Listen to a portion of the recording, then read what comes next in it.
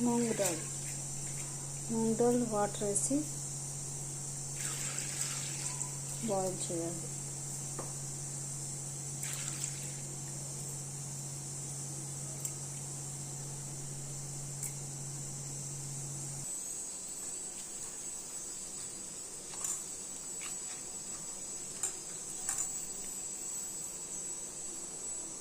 ఇందులో క్యాబేజ్ కూడా వేసి ఉడికించాలి.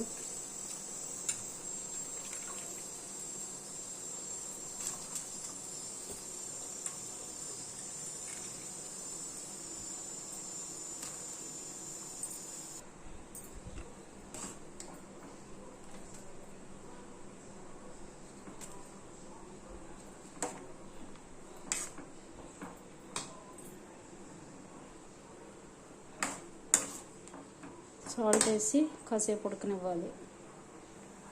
ఇది ఉడికిపోయింది. ఇప్పుడు వార్చి చేయాలి. స్టవ్ ఆన్ చేసి ప్యాన్ పెట్టి ఇది వార్చి చేయాలండి. ముందు క్యాబేజీ పప్పు ఉడికించింది వార్చి చేయాలి. ఇలాగా వార్చి చేస్తే తర్వాత పోపు వేసుకోవాలి. పోపు ఆవాలు, జీలకర్ర, మినపప్పు, ఎండుమిరపకాయ పోపు వేయాలి.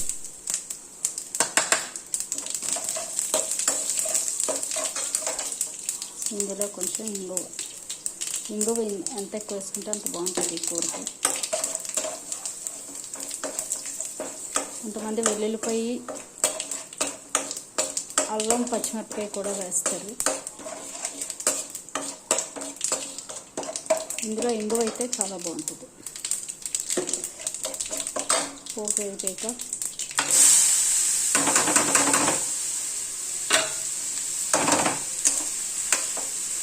క్యాబేజీ వేసేసి ఉడికించిన క్యాబేజీ పప్పు, పెసరపప్పు వేసి ఇందులో కరివేపాకు, పచ్చిమిర్చి, అల్లం వేసుకునే వాళ్ళు అల్లం కూడా వేసుకోవచ్చు.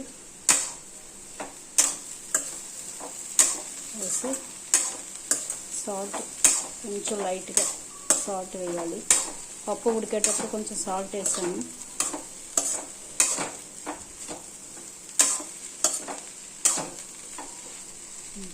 ఇది కొంచెంసేపు ఒక 5 minutes వేయించి తీసేయడం. క్యాబేజీ పప్పు కూర రెడీ.